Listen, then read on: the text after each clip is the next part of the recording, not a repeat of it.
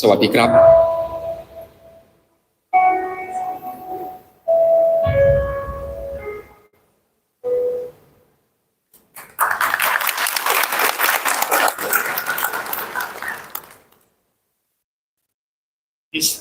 Distinguished guests, ladies and gentlemen, it's a great honor for me to speak in this forum in commemorating the 50th anniversary of the normalization of our diplomatic relations. I would like to use this occasion to highlight 3 points. The first point is the journey of our economic development in Thailand and China in the past 50 years.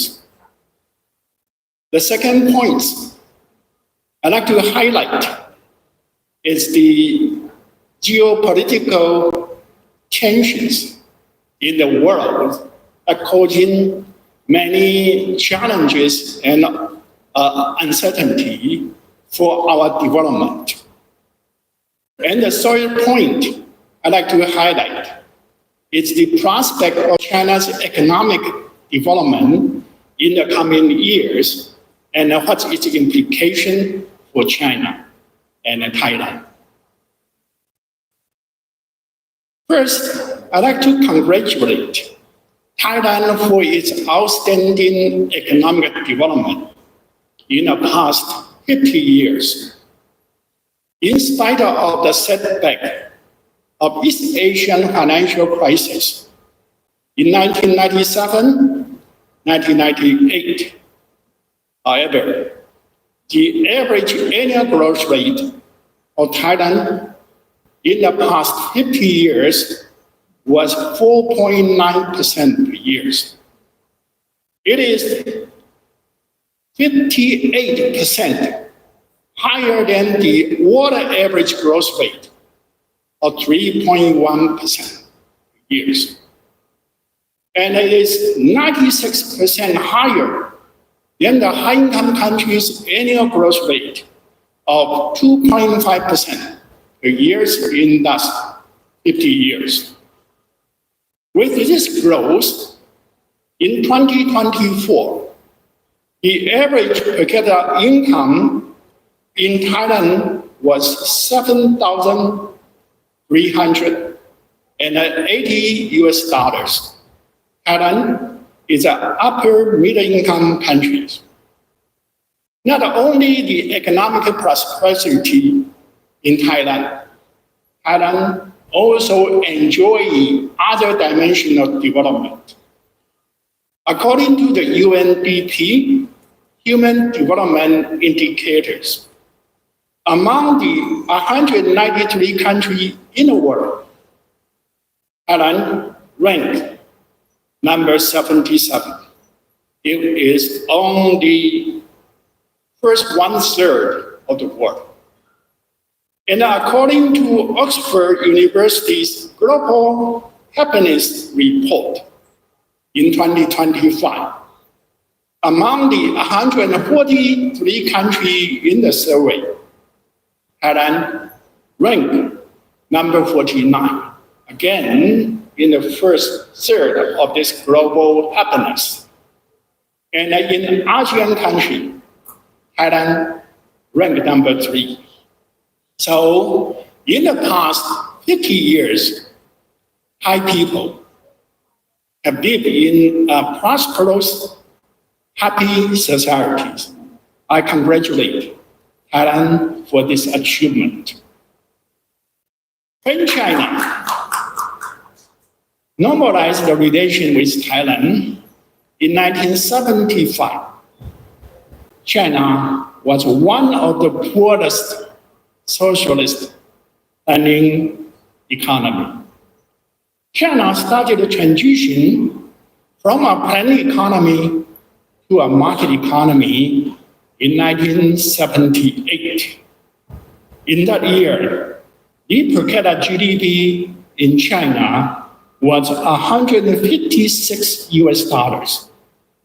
Thailand was $548 US. So the economic labor in China was less than 30% of Thailand. But since 1978, China has achieved a miraculous growth in human history. Because in the past 46 years, the average annual growth rate in China was 8.9% per year. With that growth rate continuously for 46 years, economic size in China increased 50 times. And the trade growth rate was even more remarkable. The trade in China grew at 13.2% per year, continuously for 46 years. And the trade volume in China increased 298 times. With this growth performance, in 2010, China overtook Japan to be the second largest economy in the world. In the same year, the export from China overtook Germany to be the largest exporting country in the world. And 97% of the export was industrialized goods, manufacturing goods. So now China, getting the nickname of World Factory. And in 2013, China's trade overtook US to be the largest trading country in the world. And next year, 2014, measured by purchasing power parity, China's economic size overtook US to be the largest economy in the world measured by purchasing power parity. And with this growth performance, 800 million people get out of poverty. And we know that UN has sustainable development goals, which the number one goal is zero poverty. And China achieved that in the year of 2021, when the Chinese Communist Party celebrated the centennial in that year.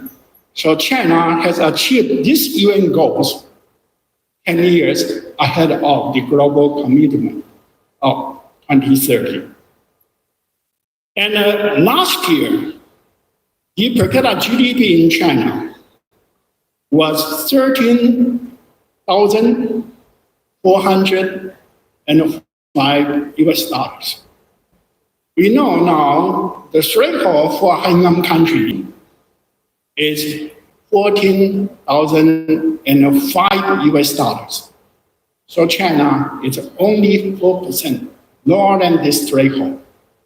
So I'm confident either this year or next year, China will become a high-income country.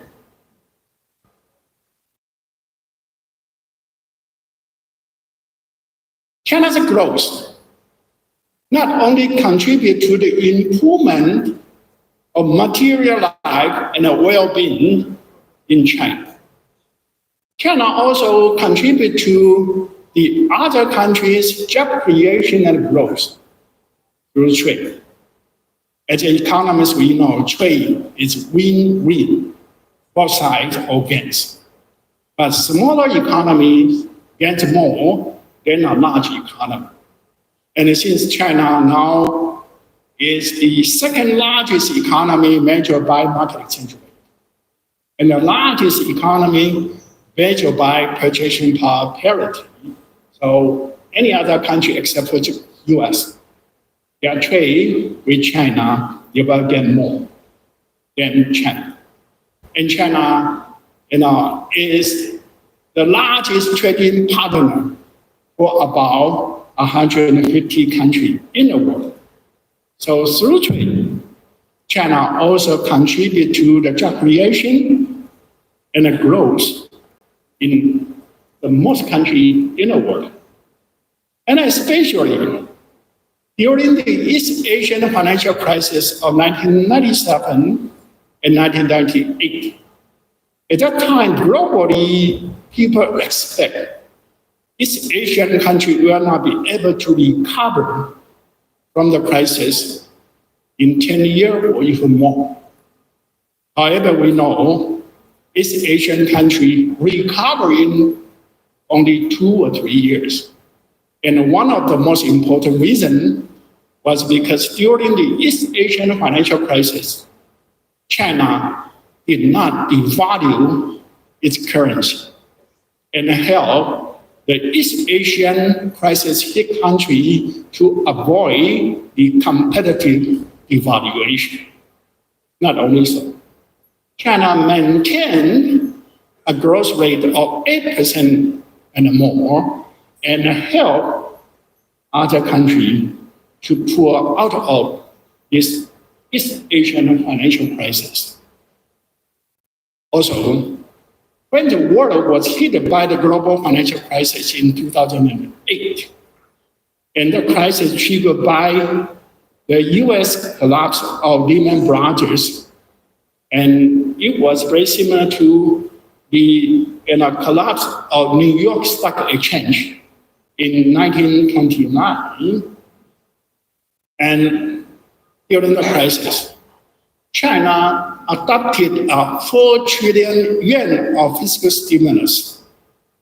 And China was able to recover in the first quarter of 2029 and help other emerging market economies to have a recover in the second quarter of 2009. And in 2009, China achieved a growth rate of 9.4% and helped the high-income country to recover from this crisis. And since 2008, the global financial crisis, China has contributed 30% or more to the global growth every year. So China now become a drivers of the global growth.